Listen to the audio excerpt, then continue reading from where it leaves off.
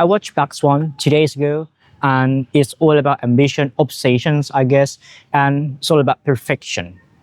This movie reminds me of someone. Nanti aku akan share satu footage gitu ya about that someone, yang di situ ada tulisan aksi, visi, dan the name of that person. I'm gonna talk about Lakong, but we're gonna need this picture. Yeah, that one. It's gonna be about that one. But I'm gonna read Black Swan from the lens of psychoanalysis, Jacques Lacan, because we have this Bergman triad in a very perfect sense. Karena kalau kita nonton Black Swan, it's all about reflection.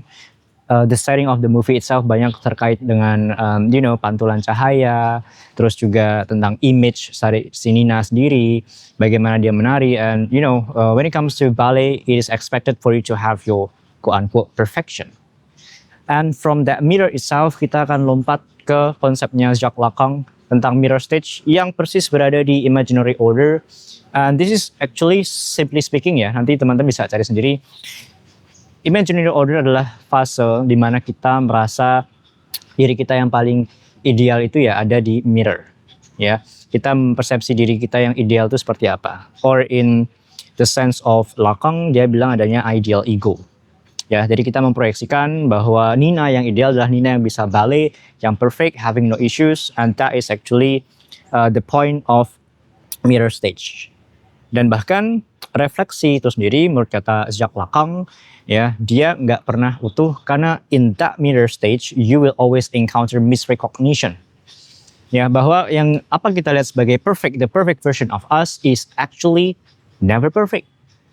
Apa yang diasumsikan Nina sebagai penari ballet yang top of the notch ternyata nggak pernah perfect.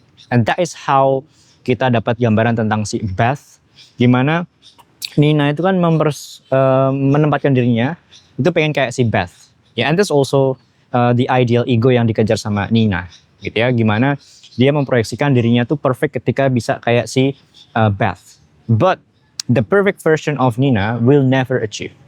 Ya, will never be there. That's why Nina menjadi the barred subject, subjek yang terbelah. Okay? Speaking of the disobeying itself, sebenarnya kita bisa lihat gimana mirror stage itu muncul ketika refleksinya si Nina itu kan ada yang nggak sesuai sama gerakan tubuh Nina. That is a perfect example of how misrecognition appears di konsep imaginary ordernya Jacques Lacan. Nah, teman-teman bisa cek aja ya filmnya. Terus another interesting point despite the imaginary order is actually about the symbolic order. Jadi yang membuat Nina punya ideal ego itu nggak cuma karena dia pengen kayak Beth, dia pengen jadi yang perfect ballerina, but from the symbolic order, from the view, from the gaze of the other, the big other actually, ini sekolahnya adalah Thomas, ya, sebagai direkturnya dan juga the audience. Kita akan bahas dua individu itu atau dua karakter itu in our imaginary order, in our symbolic order.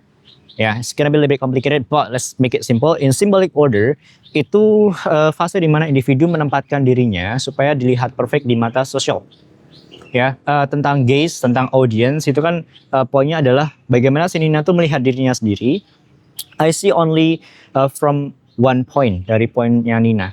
But I am look at from multiple point. Tapi aku dilihat dari berbagai sudut, karena dia menjadi tatapan ketika konsernya berlangsung. Pertunjukan balerinanya berlangsung. So the point is that in that kind of situation, maka Nina menarikan ballet itu karena dia ingin ditatap oleh the big other, the audience, ingin mendapatkan the gaze itself. And the big other-nya sebenarnya juga si Thomas, because Thomas berfungsi sebagai otoritas yang melegitimasi, boleh nggak sih si Nina ini lanjut ke tahap atau pentas utama jadi the Queen Swan, atau justru si Nina ini nggak boleh. Nah, that is the big other yang deciding, dan big other always watching us, always watching Nina. Dia selalu memantau kualitas Nina. And the big other itself, ya, si Thomas dan juga si audience itu always demanding something from the subject yang nggak akan dia kasih sepenuhnya. Misalnya kita punya si Thomas, dia pengen Nina menunjukkan Black Swan-nya itu sendiri. Ya, that is the desire of the other. And Nina, karena dia pengen jadi perfect kayak Beth, dia juga pengen perfect seperti ekspektasi dari Thomas. from the big other. With that being said, this is a very crucial point. Bagaimana Nina di situ tidak berfungsi sebagai dirinya yang authentic, but dia gets into the flow of the big other. Oke, dan kenapa ini semua berlangsung? Karena Nina mengalami apa yang disebut Jacques Lacan sebagai jouissance, ya, kenikmatan yang nggak cuma nikmat tapi ada pain di situ. Apa jouissance-nya? I guess dari perspektif atau dari tangkapan kameranya banyak ya. Ketika si Nina itu balik, kakinya luka, akhirnya lengket gitu ya. Ada gejala psikosis juga. But let's not go into that psychosis discussion. Kita juga mengalami gimana si Nina itu merasa kelelahan ya. Terus punggungnya pun nggak boleh kelihatan sakit gitu ya. She needs to take care of herself. Oke, dan konflik-konflik itu, kenikmatan-kenikmatan itu, ya, dia bersamaan selalu punya pain, selalu punya rasa tidak nyaman. Jadi kayak jouissance itu pleasure beyond pain. Ada pain dan kita extract the pleasure-nya.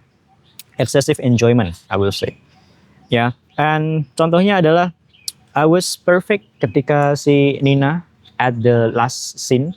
Dia akhirnya bilang bahwa it was perfect pas dia kena kaca. She killed herself dan dia terjatuh. Dia bilang it was perfect. Why it was perfect? Because she got the enjoyment and she feels the pain. That is an excessive enjoyment, surplus enjoyment. Nah, in this particular case, it's very interesting karena kalau kita lihat juga si Nina ini mengarah ke last stage-nya ya, last scene-nya adalah dia akhirnya meninggal ya, just like what is intended to be played by the Swan Queen. Ya, dia harusnya meninggal setelah dia battling dengan the Black Swan. Poin satu lagi mungkin aku tambahkan ya, bagaimana si Black Swan itu pas Nina menari-menari gitu ya, keluarlah itu ada imaginary sayap ya, hitam gitu kan. Tapi yang paling menarik adalah gimana si sayap hitam itu sebenarnya menyimbolkan si Nina itu sudah fully satisfying the big other.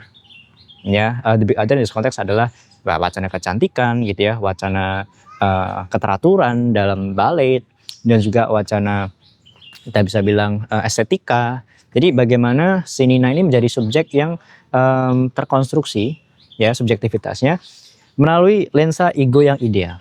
Ya, diasumsikan ideal oleh the audience, the spectator. Ya, dan Nina nggak bisa escape from that situation. I guess this is very similar ngomongin tentang ambisi yang sampai membuat seseorang itu merasakan surplus enjoyment walaupun dia itu menikmati tapi ada rasa sakit, ada pain, but dia tetap melanjutkannya. I guess it reminds me of this figure yang tadi aku udah share di awal ya, bagaimana ambisi itu menjaga seseorang bisa sampai atas gitu ya, or even bahkan sampai sabotage herself, sabotage oneself, just for the sake of getting recognition. The question is, who will recognize the person that I just showed you previously? Do we need to recognize that person? And why does he also always try his best to get your gaze, to get your attention, to be calculated in our society? That's also why Nina wants to be calculated in the ballerina scene, because she has ambition. And this person, I don't know.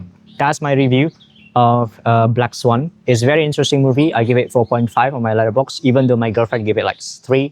I disagree with her, but it's fun. It's all about taste. Thank you very much. See you in the next video.